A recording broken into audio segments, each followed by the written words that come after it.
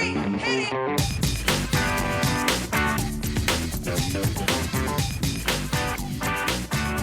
morning, good afternoon, good evening, and welcome to today's Caffeine for the Soul. And the basis of this week's episode is an exercise I share in my book, Supercoach.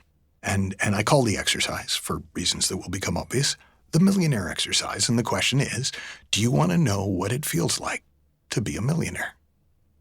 And I'm going to proceed on the assumption that you do. And the first step of the exercise is to first notice, what does it feel like to be you right now? So just kind of take stock of your body. Like just notice, tune into your body. Like what parts of your body feel particularly relaxed? What parts of your body feel particularly tight or tense? If you're experiencing some emotion, what words would you use to describe your emotional state right now? What's your attitude in this moment? Are you feeling hopeful or pessimistic or secure or insecure or distracted or present? And just really take a moment to just take an inventory of what it's like to be you right now. And when you're ready, we'll move on to step 2. Here's step 2. However you're feeling right now is exactly what it feels like to be a millionaire. Now, for most people, they find that really disappointing.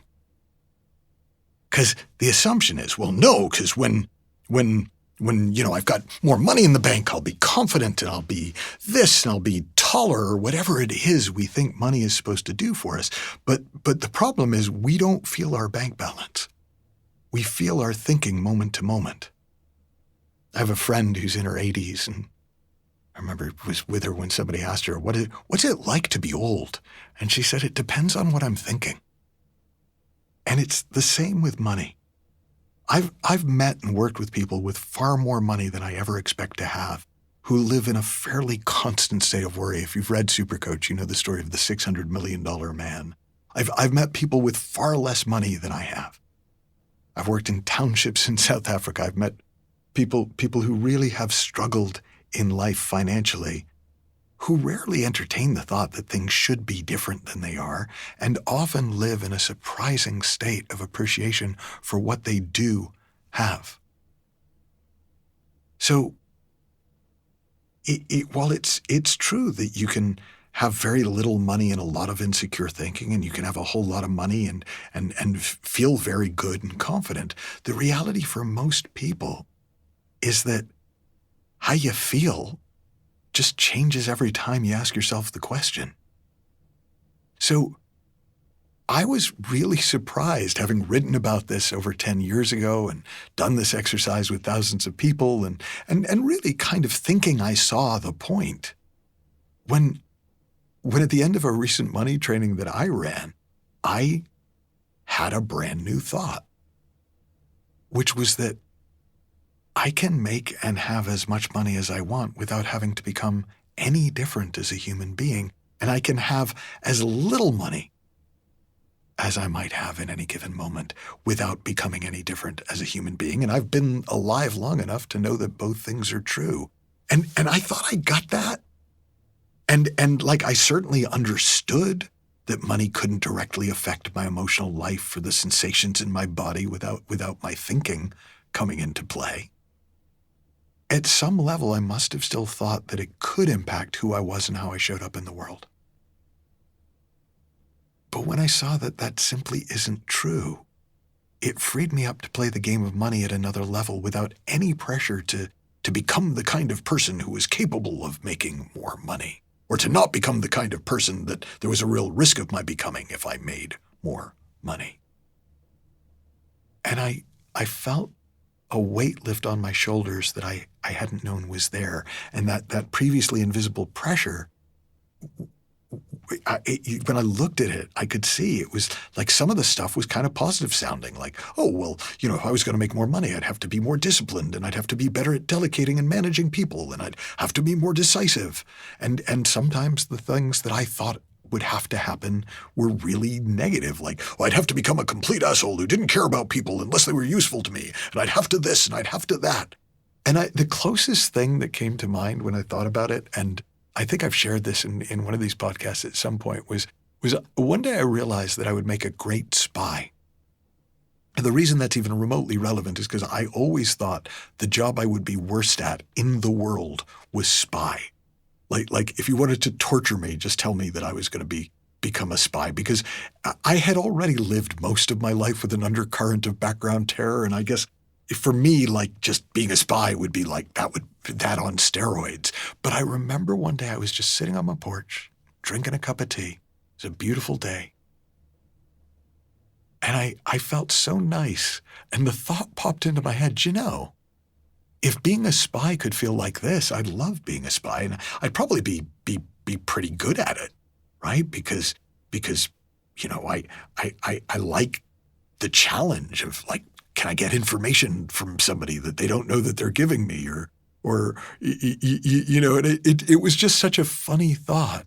But I've realized, it's the same thing.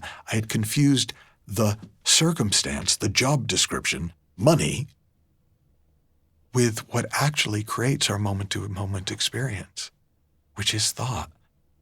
And then who we are is before thought.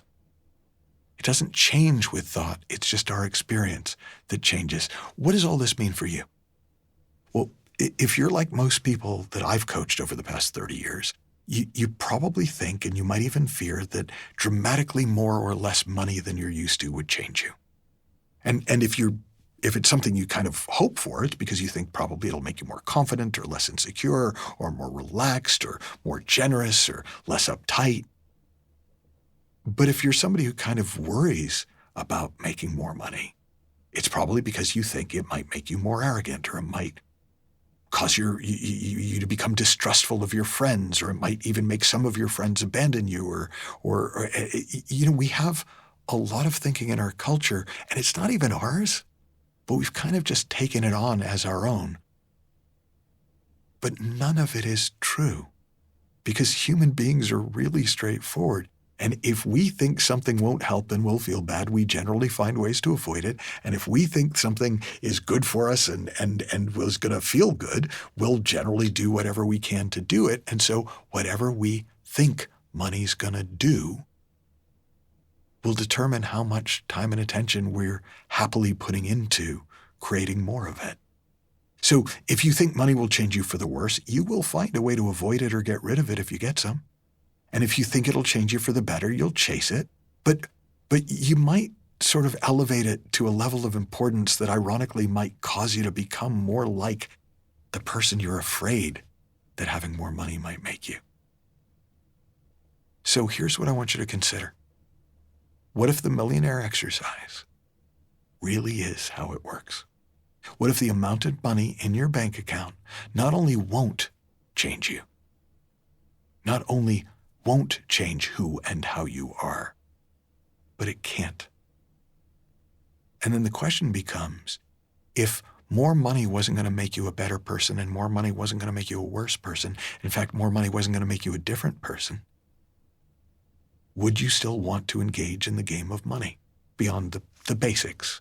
Because most of us want to engage enough in the game of money to survive. And if you knew you were going to be exactly the same person at the end of the game, how would that affect the way you play the game? In other words, what do you actually want around money? What do you actually want if who and what and how you are isn't up for grabs? Now, if you'd like to explore this further, got a couple of programs coming up, depending on when you're listening to this, in 2026. In September in London, we're going to be doing a 5-day event called Fearless Money, exploring the relationship between fear and our approach to money, and how our entire experience of money transforms when we can be with money without fear. And members of my Inner Circle Platinum, so that first course you can find michaelneill.org/money, michaelneill.org/inner circle, our Inner Circle members will be able to take part in a 3-week program in November called Let's Go Make Money and Feel Good About It. And it's a program that I've run in different forms over the years. And it's what I can tell you is most people really enjoy it. And surprisingly, most people actually make money. Have fun, learn heaps, happy exploring, and I'll talk with you soon.